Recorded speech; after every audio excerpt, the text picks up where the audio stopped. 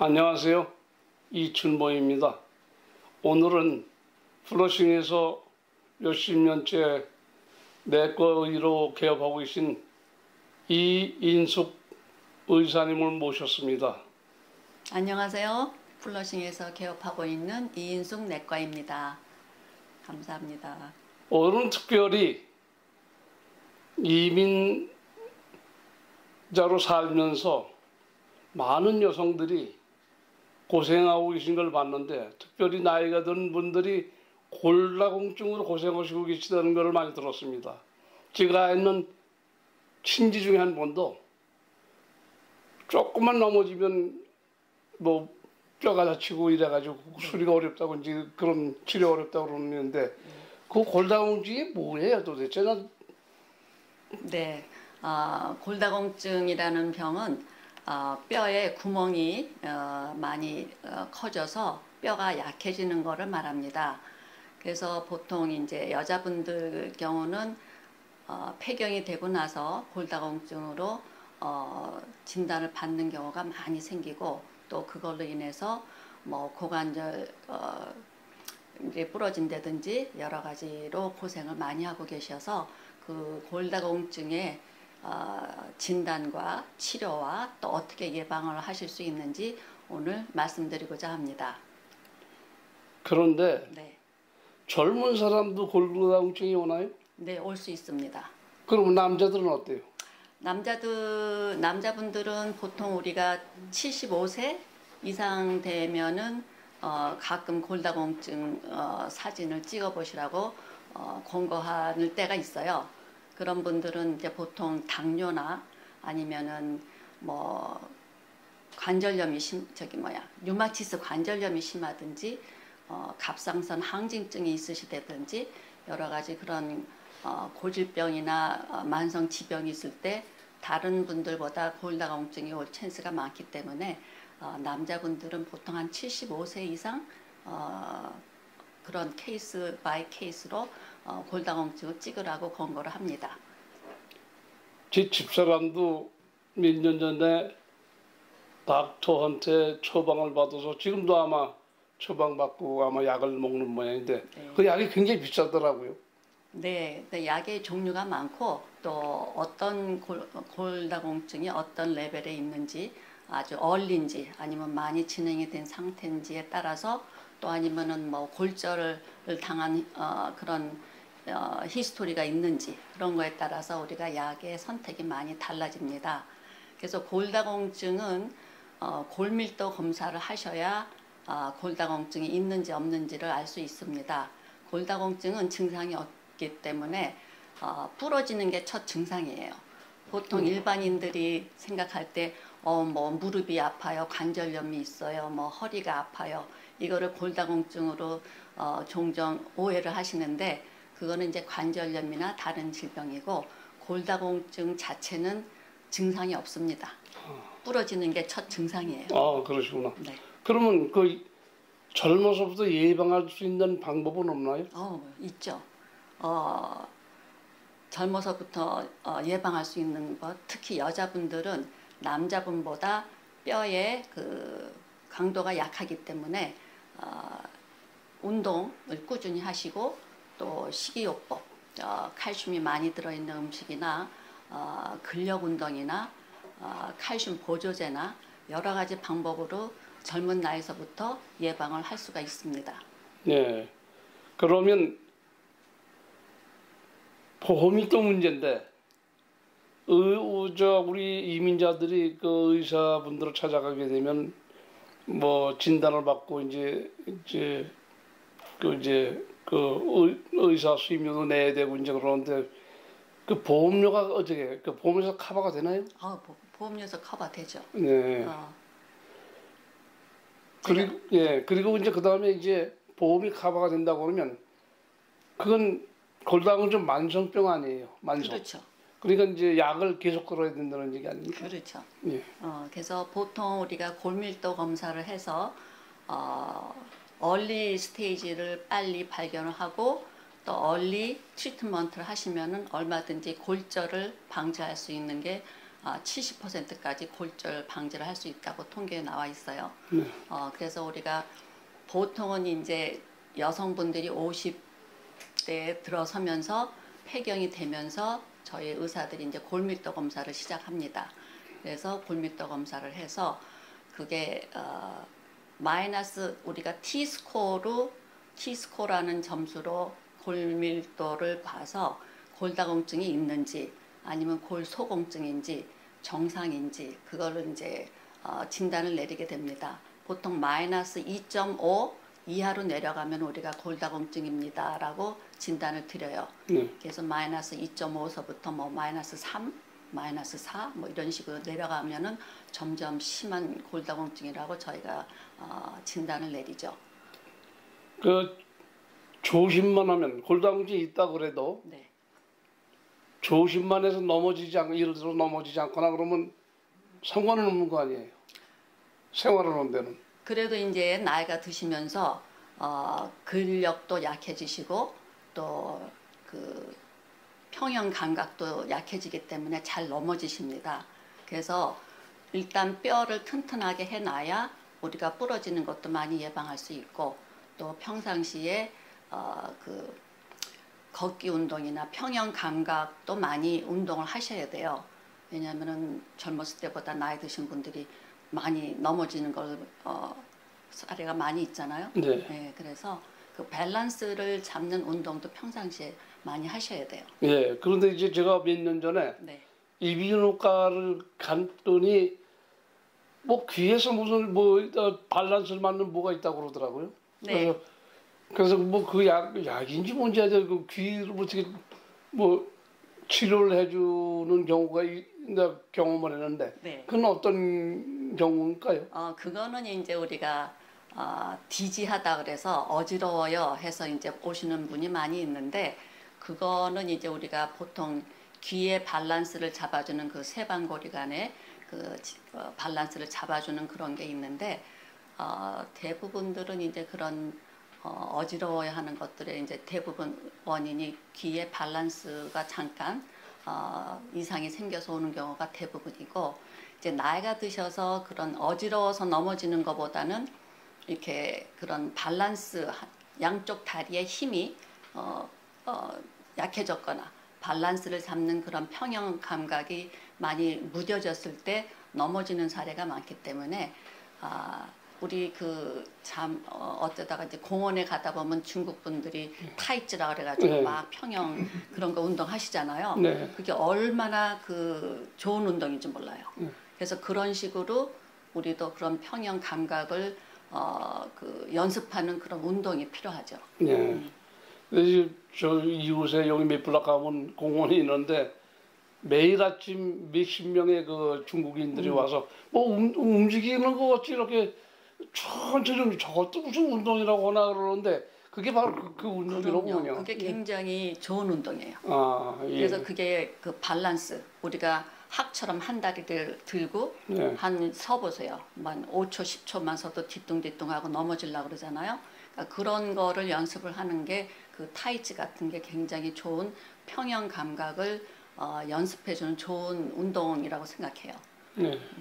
하여튼 뭐 이렇게 해서 좋은 말씀하시는데 하여튼 우리가 미국에 살면서 특히 그 여성분들이 제 집사람만 하더라도 뭐 평생을 일을 했고 또 부엌일을 하다 보니까 요새는 하체가 뭐 무게가 있어서 그런지 아프다고 그러고 이제 푼다고 그러는데 그런 것도 무슨 골다공증하고 관계가 있나요?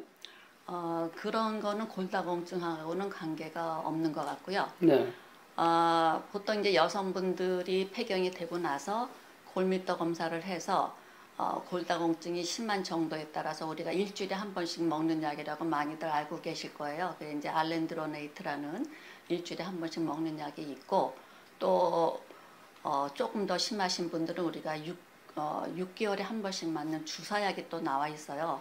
근데 그 주사약이 굉장히 비싸서 그거는 이제 주로 보험회사의 심사를 거쳐서 퍼미션을 받아야 이제 우리가 커버가 되는 식으로 가는데 보통 얼리 골다공증 초기에는 우리가 이제 일주일에 한 번씩 먹는 약으로 보통 처방을 드리죠. 근데 그럼에도 불구하고 이제 2년마다 골밀도를 찍게 돼 있는데 점점 골밀도가 나빠지는 분들이 있어요. 그럴 경우는 우리가 이제 그 6개월마다 맞는 그런 주사를 권해드리죠. 근데 그 주사는 훨씬 먹는 약보다 효과가 좋기 때문에 우리가 2년마다 골밀도 엑스레이를 찍어보면은 좋아지는 게 눈에 띄게 넘버가 이렇게 올라가는 걸 볼 수가 있어요. 근데 이제 보통 그 일주일에 한 번씩 먹는 약들이 소화가 안 되고 또 먹는 게 복잡하고 뭐 아침에 일어나서 물을 2컵씩 같이 먹고 뭐 30분 이상 누우면 안 되고 여러 가지 그런 게 있는데 하여튼 그런 약과 치료 방법을 써서라도 골밀도를 강하게 유지를 하시면서 그 운동 특히 이제 빨리 걷기, 조깅, 그 다음에 계단 올라가는 거 그런 운동들이 굉장히 뼈를 튼튼하게 해주는 효과가 있어요. 근데 만약에 이제 관절이 심해서 무릎이 아파서 잘 못 걸으시겠다, 무릎 관절이 있다 그러면은 집에 인도어 바이크 있죠? 인도어 바이크를 하시면은 그 관절이 있으셔도 뼈를 튼튼하게 해주는 효과가 있기 때문에 관절염이 심하신 분들은 그렇게 해주세요. 그다음에 그 골밀도 검사는 보통 50세 넘어서 폐경이 됐다. 그러면은 보통 그 다음이나 그 다음 해부터 골밀도 검사를 시작을 합니다. 그래서 2년마다 이제 정기적으로 찍고 그 상태를 봐서 우리가 먹는 약과 주사약과 이런 거를 이제 그 케이스 바이 케이스 환자에 따라서 처방을 드리죠. 근데 환자분들이 넘어진 적이 뼈가 부러져서 뭐 수술을 받았다 아니면 뭐 기부스를 한 적이 있다. 그럴 때는 또 치료약이 또 달라져요. 그렇기 때문에 평상시 그 칼슘이 많은 음식, 뭐 멸치든지, 뭐 우유든지, 치즈든지 이런 건강 음식을 드시면서 칼슘 보조제를 드시는 게 굉장히 중요합니다.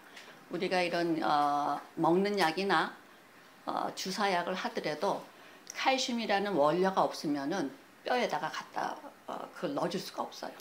그래서 칼슘과 비타민 D는 칼슘을 흡수시키는데 도와주는 중요한 매개체이기 때문에 비타민 D랑 꼭 같이 드셔야 됩니다. 그래서 칼슘은 기본적으로 항상 드셔야 되고 그거 위에 이제 우리가 그 치료제 뭐 먹는 약이든 주사약이든 그런 거를 이제 같이 병용을 하는 거죠.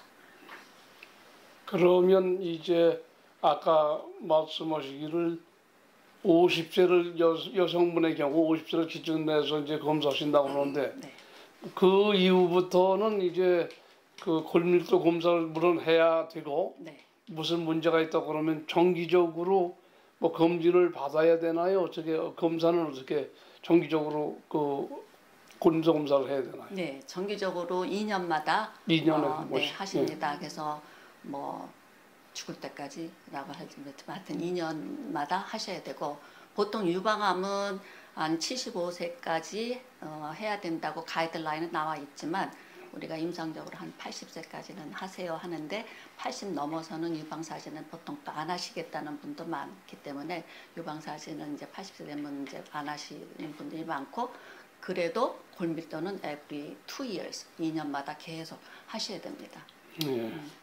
그 다음에 이제 우리 운동을 걷는 것도 좋고 다 좋은데 음식을 칼슘 많은 음식을 먹으라고 그러는데 네. 거기 이제 단백질의 경우는 그 뭐 나이 든 사람들은 남자고 여자고 단백질이 있는 음식을 좀 들어야 뭐 좋다고 그러는데 그건 어떻게 관계해요? 글쎄 단백질은 꼭 골다공증하고는 상관이 없지만 그 단백질이 이제 나이 드신 분들한테 필요한 거는 우리가 나이가 들면서 근육질이 팻으로 변해서 근육이 자꾸 쫄아들거든요. 네. 그래서 근력 운동을 하셔야 되는데 단백질의 서플라이가 필요해요. 단백질을 계속 드시면서 근력 운동을 하셔야 우리가 근육을 계속 잘 유지하면서 힘을 키울 수가 있습니다. 그래서 우리가 이제 근력 운동이 왜 뼈에 중요하냐 하면은 보통 골다공증이 많은 사람들이 아시안 여자한테 제일 많아요. 미국 여자들은 거의 없어요. 원인이 왜 그러냐면 보통 통계를 보면은 동양 여자분들, 그러니까는 뭐 한국이든 차이니스든 뭐 비에트남이든 동양 여자분들한테 제일 많고, 그 중에서도 저나 이렇게 왜소하고 몸무게가 안 나가는 사람이 골다공증이 더 심해요. 그렇기 때문에 서양 여자분들은 이렇게 몸집이 크잖아요. 그리고 그런 분들은 이 몸무게나 근육이 뼈에 스트레스를 주기 때문에 뼈가 응집을 해요. 그래서 뼈가 튼튼하고 이렇게 움직이지 않고 뭐 책상에만 있으시거나 그런 분들은 이 골다공증이 굉장히 심해져요. 뼈가 칼슘이 금방금방 나가요.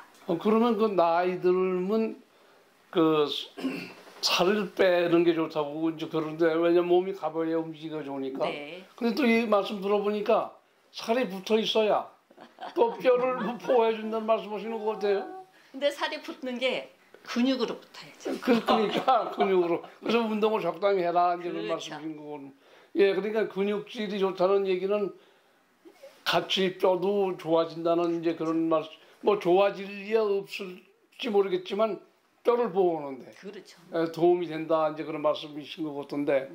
하여튼 이렇게 해서 이제 우리가 그 골다공증 얘기는 이제 많이 들었는데 요새 이제 그 뭐 내과 의사시니까 코로나가 이제 거의 끝날 때쯤 돼서 이제 안심이 이제 되긴 되는데 그래도 조심할 점이 있을 거 아니겠어요? 우리가 어떻게 조심해야 돼요?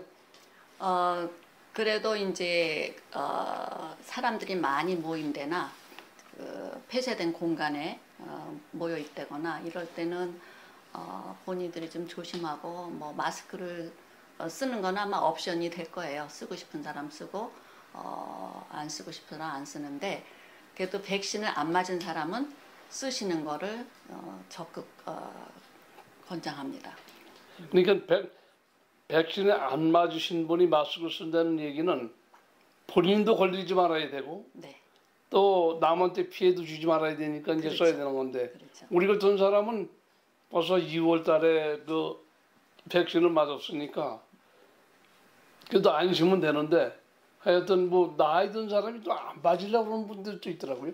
네, 그런 이제 미디어에서 뭐 잘못된 정보나 이런 거를 받으셔가지고 뭐 맞으면 뭐가 몸에 뭐가 뭐 DNA가 바뀐다, 뭐 어떻게 된다 이런 그런 잘못된 인포메이션을 받고 그거에 이제 믿고 안 하시는 분이 있는데, 그거는 잘못된 거고 다 이게 과학적으로 95% 이런 식으로 다 효과가 있고 프로텍션이 되는 거고, 또 많은 그 커뮤니티가 서로 집단 면역이 돼야 우리가 또 퍼지는 거를 막을 수가 있기 때문에 서로 도와서 백신을 맞는 거를 권장을 합니다. 예, 그래도 어떤 분들은 또 종교적으로 치료한다고 그래가지고 또 뭐 마귀야 물러가라 뭐 이렇게 해가지고 또 하는 좀 뭐 이렇게 그런 분들도 무식하게 좀 있긴 있는 것 같아요. 그러니까 사실 우리 제가 교회협에 관계하고 있지만은 그런 그 어떤 그 잘못된 종교를 믿는 사람도 있더라고요. 보니까. 네, 그렇죠. 그래서 우리가 미국에 살면서 이렇게 참 건강하게 나이 들면서 얼마나 아름답습니까? 건강하게 우리가 하나님 부를 때 참 네. 건강한 모습으로 갈 땐 가더라도 건강에 살아야 되지 않을까 하는 생각이 듭니다. 그래서 오늘은 이렇게 귀한 말씀을 주셨는데 네. 보러신 어디서 기업으로 계신가요? 팔슨하고 루즈벨트 코너에 있고요. 또 162가 42 에비뉴에 두 군데가 있습니다. 거기서 오래 하셨죠? 네, 한 25년 됐습니다. 하여튼 그래서 교포사회에서 이렇게 귀한 분을 모시고 참 귀한 말씀 들었습니다. 우리 다음 기회가 된다면 또 아주 말씀을 너무 잘하셔가지고 제가 그냥 아주 훅 빠져버렸습니다. 그래서 뭐 하여튼 다음 기회에 다시 한번 대화 나누기로 하고 오늘은 이상 마치겠습니다. 안녕히 계십시오. 감사합니다.